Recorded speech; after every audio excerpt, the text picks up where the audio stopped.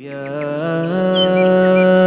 أيها الذين آمنوا كتب عليكم الصيام كما كتب على الذين من قبلكم لعلكم تتقون.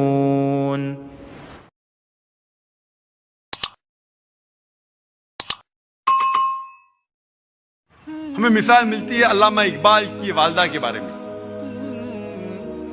ہم جب کتابیں پڑھتے علامہ اقبال کی زندگی کے بارے میں تو پتہ چلتا ہے کہ علامہ اقبال کے والد ایک ایسا پیشہ کرتے تھے جو ربا سے جڑا تھا، جو سود سے جڑا تھا، اور علامہ اقبال کی والدہ اسے بالکل پسند نہیں کرتی تھی. تو جب علامہ اقبال پیدا ہوئے، علامہ اقبال کی والدہ نے اپنے چھاتی کا دودھ، اپنا دودھ اپنے بیٹے کو نہیں پلایا. وہ چاہتی تھی کہ میرے بیٹے کے جسم میں ایک بوند بھی حرام کمائی نہیں جائے. تو علامہ اقبال کی والدہ نے کیا کیا؟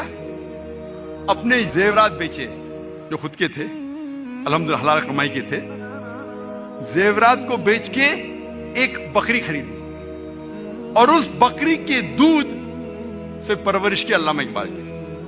اور اللہ نے پھر ان کے شوہر کو ہدایت دی اور وہ بھی سیدھے راستے پہ آ گئے. اور پھر اللہ نے ایسا شخص، علامہ اقبال جیسا شخص بنایا. ایسی کئی مثال ہے. اور ایک مثال ہے والدہ کی، شیخ عبد القادر جیلانی کی رحمۃ اللہ علیہ. شیخ عبد القادر جیلانی رحمۃ اللہ علیہ الحمدللہ توحید پہ تھے، اور انہوں نے اس شہر ہندوستان میں اسلام کا دین پھیلایا. ان کا بڑا ہاتھ ہے اور وہ توحید پہ تھے. اسلام کا صحیح پیغام گھروں تک پہنچایا. اور ان کی والدہ نے شیخ عبد القادر جیلانی رحمۃ اللہ علیہ کو سکھایا تھا کہ بیٹا تو ہمیشہ سچ بولنا، کبھی جھوٹ مت بولنا، چاہے تیرا نقصان ہو چاہے تیری جان جائے. ایک وقت جب شیخ عبد القادر جیلانی رحمۃ اللہ علیہ جب ایک سفر کر رہے تھے تو ان کی والدہ نے کچھ اشرفیاں ان کے کپڑے میں سی دی تاکہ وہ گم نہ جائے، تاکہ کوئی انہیں چوری نہ کرے. جب وہ سفر پہ نکلتے ہیں تو ایک ڈاکوؤں کا گروہ انہیں پکڑ لیتا ہے، اور جب جانچ پڑتال کرنے کے بعد کچھ پیسہ نہیں ملتا ہے تو وہ ڈاکو کہتے ہیں شیخ عبد القادر جیلانی رحمۃ اللہ علیہ سے کہ تیرے پاس کچھ پیسے نے؟ انہوں نے کہا ہاں ہے، میری ماں نے میرے کپڑوں میں سی لی ہے، اور وہ جگہ دکھاتے ہیں. وہ ڈاکوؤں نے کہا کہ اگر یہ بچہ ہمیں نہیں بتاتا تو ہمیں کبھی یہ اشرفیاں نہیں ملتی ہے.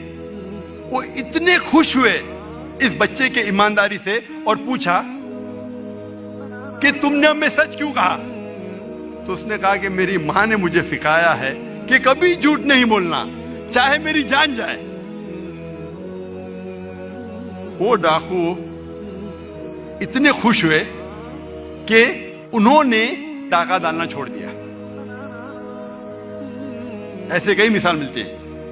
جب تاریخ پڑھتے ہمیں مثال ملتی ہے. تاریخ پڑھنے کے بعد امام شافعی رحمۃ اللہ علیہ کی والدہ وہ یمنی تھی، اور ان کے والد قریش تھے، اور بچپن میں ہی ان کے والد کا انتقال ہو جاتا ہے. تو ان کی والدہ جدوجہد کرتی ہے اور امام شافعی رحمۃ اللہ علیہ کی پرورش کرتی ہے. اور ان کی خواہش تھی کہ میرا بیٹا علماء کے درمیان اپنا بچپن گزارے، اسی لیے سارا انتظام کرتی ہے اور امام شافعی رحمۃ اللہ علیہ کو مکہ بھیجتی ہے علماء کے درمیان جینے کے لیے. تو بچپن سے امام شافعی رحمۃ اللہ علیہ علماء کے درمیان ان کی پرورش ہوتی ہے. اور اللہ سبحانہ و تعالی ایسے ایک امام کو کھڑا کرتے ہیں، امام شافعی رحمۃ اللہ علیہ. قربانی تھی، پلاننگ کی उनकी वालदा की, मुस्तकबिल सोचा उनके वालदा ने। मैं और एक मिसाल दूंगा, इमाम बुखारी की रहमतुल्लाह अलैह। इमाम बुखारी की वालदा का बड़ा हाथ है इमाम बुखारी की परवरिश करने के लिए रहमतुल्लाह अलैह। इमाम बुखारी रहमतुल्लाह अलैह की याददाश्त बहुत बेहतरीन थी, बहुत पुख्ता थी, लेकिन अफसोस की बात है कि बचपन में ही वो अपनी आंख की रोशनी खो देते हैं। आंख की रोशनी खोने के बाद उस वक्त के सबसे बेहतरीन डॉक्टर को दिखाने के बावजूद उनकी आंख की रोशनी नहीं आती। उसके बाद इमाम बुखारी रहमतुल्लाह अलैह की वालदा रोज लगातार अपने रब, अपने खालिक अल्लाह सुब्हानहू व तआला से दुआ करती है कि मेरी बेटी की रोशनी लौटा दे।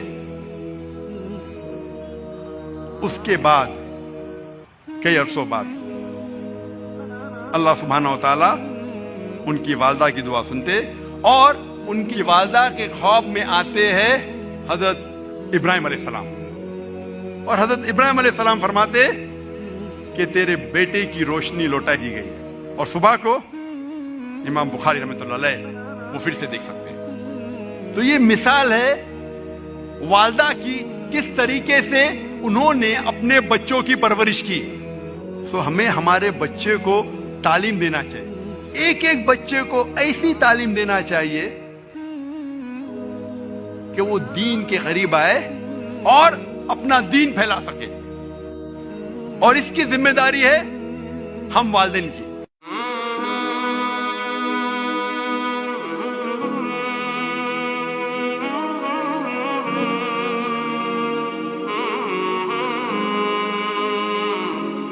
Hmm.